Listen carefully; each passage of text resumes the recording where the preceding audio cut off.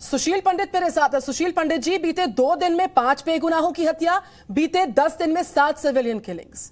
यह आंकड़ा बढ़ रहा है लगातार और एक संदेश दे रहा है कि देखिए किस तरीके से जो जन सेवा में लोग लगे हैं, जो देश सेवा में लोग लगे हैं, उनको बहुत ही आसानी के साथ छोटे छोटे वेपन्स का इस्तेमाल कर कर इजिली टारगेट किया जा रहा है।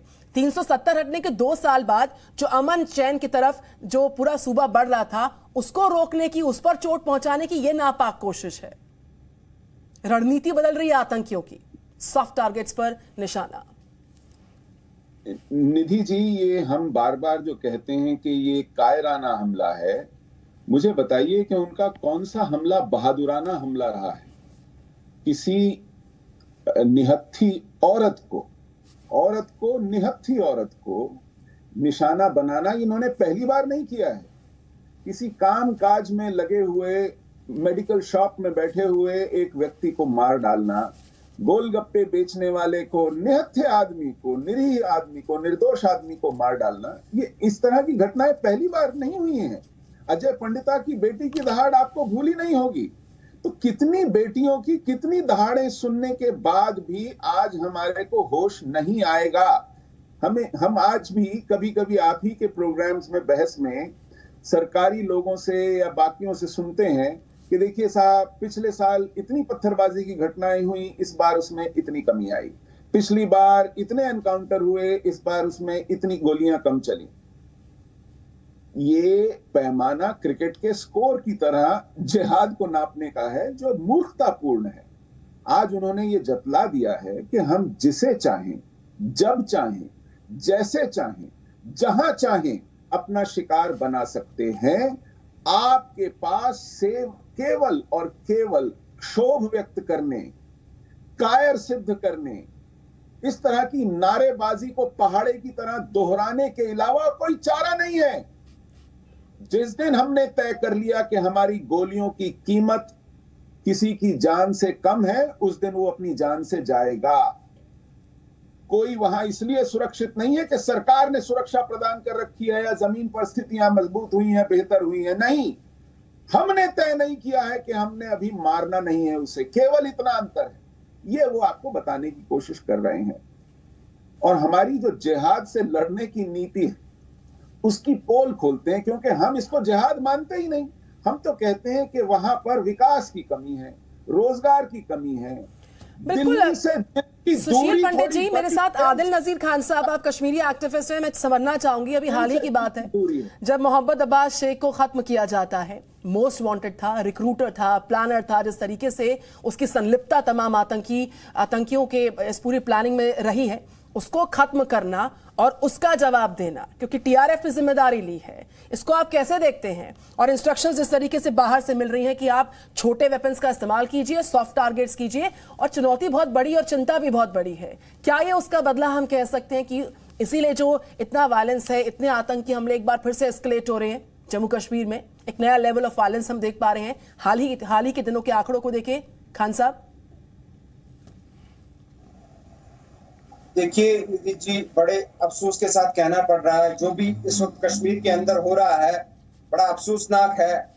लेकिन मेरी एक मैसेज सरकार की तरफ ये रहेगी कि आप जिस रास्ते पे चल रहे हैं वो रास्ता कश्मीर में पीस नहीं ला पाएगा। देखिए, कल हमारी एक बहादुर मेरी बहन ने, मखनलाल बिंद्रू जी की बेटी ने एक बड़ी मैसेज सरकार को भी दी, उन लोगों को भी दी जो ये कर रहे हैं। मैसेज दी कि आप आओ, बात करो हमारे साथ, टेबल पर बैठो, आपके मसाइल हम देखते हैं, आप क्यों करते हो ये। लेकिन इस सरकार में आज तक, इस अंधी सरकार ने आज तक ये कोशिश कभी नहीं की, ये पहल कभी नहीं की, कभी बात करने की कोशिश नहीं की। देखिए, अगर ना तो मुझे नहीं लगता, ना तो हिंदुस्तान का इसमें नुकसान हो रहा है, ना पाकिस्तान का। अगर नुकसान किसी का हो रहा है, अगर किसी की जान जा रही है, वो कश्मीरियों की जा रही है। इसमें कश्मीरी पंडित, कश्मीरी हिंदू या मुस्लिम की बात नहीं है। अगर मैं आपको कहूं, पिछले एक साल के अंदर, इस साल के अंदर अभी तक 25 सिविलियंस को टारगेट बनाया गया, जिसमें 18 मुसलमान भी थे, 3 कश्मीरी पंडित भी थे, और एक मेरी सिख जो आज बहन मारी गई, और 3 नॉन लोकल्स थे। यहाँ हिंदू मुस्लिम की बात नहीं है। यहाँ बात हमें यह समझनी पड़ेगी कि सरकार ने एक फैसला 2019 5 अगस्त को लिया था दिन दहाड़े एक जो शिनाख्त हमारी थी उसको छीन लिया।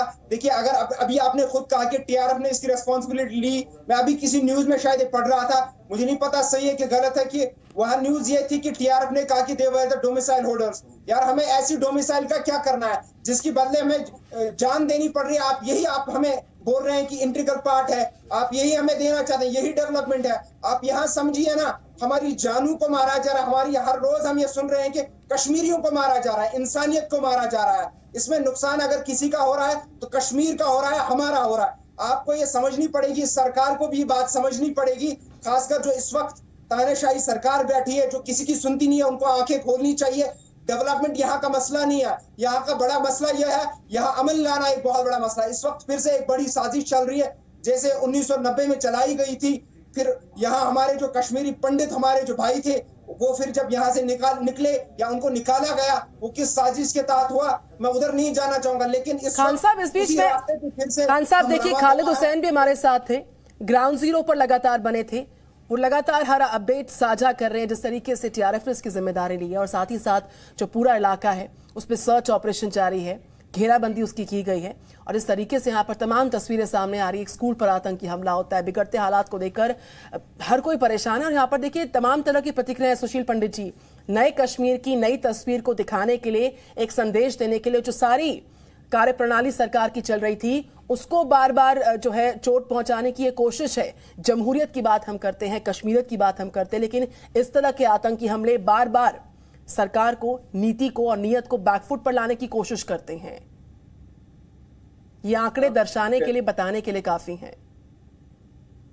सुशील पंडित जी, मैं जरा एक बात साफ कर दूं। वो उस बिटिया ने, मक्खनलाल बंधु जी की बेटी ने, जब कहा कि मुझसे आके डिबेट करो, बात करो, उसका मतलब ये नहीं था कि आइए हम आपके साथ बैठ के नेगोशिएट करें कि पीस कैसे आएगी कश्मीर में। उसका मतलब ये था कि मेरे पास दिमाग है और आपके पास बंदूक है, आप वहशी दरिंदे हैं और मैं एक काबिल शहरी हूं कश्मीर की, जो सेवा कर रही हूं लोगों की, अपनी लाइफ बना रही हूं, देश की विकास में मदद कर रही हूं। ये कॉन्ट्रास्ट था कि आपको बात तक करनी नहीं आएगी।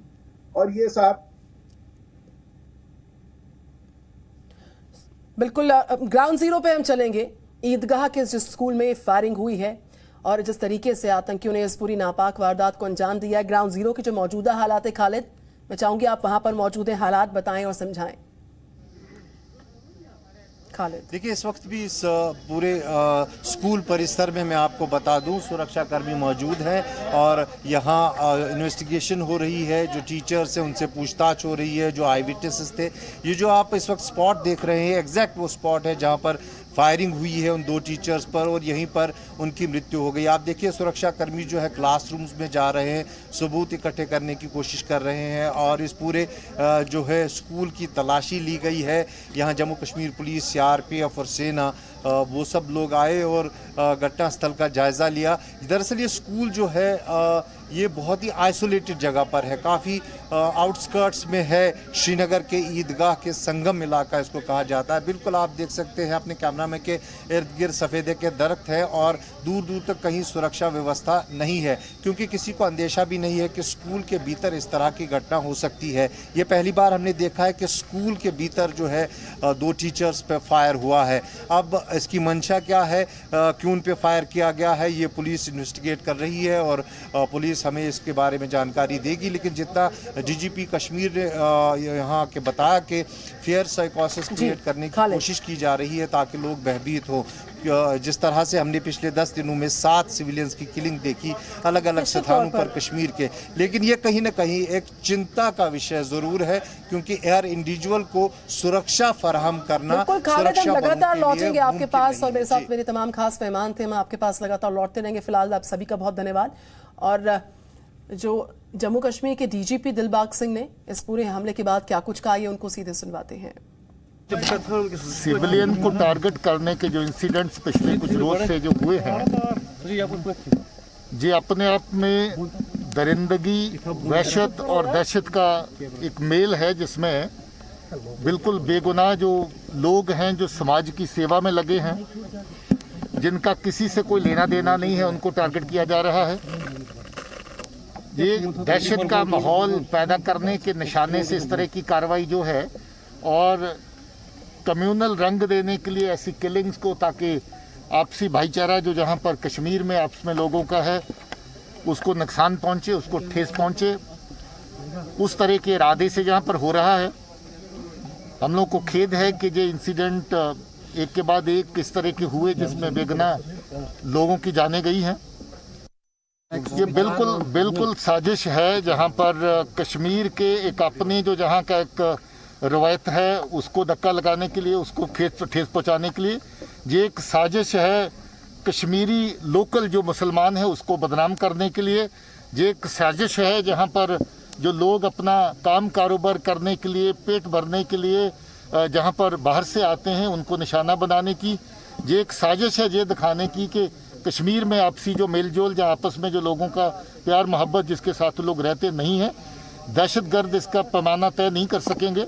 दहशतगर्द हैं, और वो पार में जो एजेंसीज हैं पाकिस्तान में बैठी उनके इशारों पर इस तरह की नकलो हरकत, इस तरह की साजिशें अंजाम दे रहे हैं ताकि कश्मीर को नुकसान में रखा जाए, कश्मीर में जो बढ़ते हुए अमन के जो कदम हैं उनको रोका जा सके। मुझे उम्मीद है कि हमारे लोग कश्मीर में रहने वाले इस साजिश को नाकाम करेंगे। Presenting B News app available on Google Play and App Store. Download it now.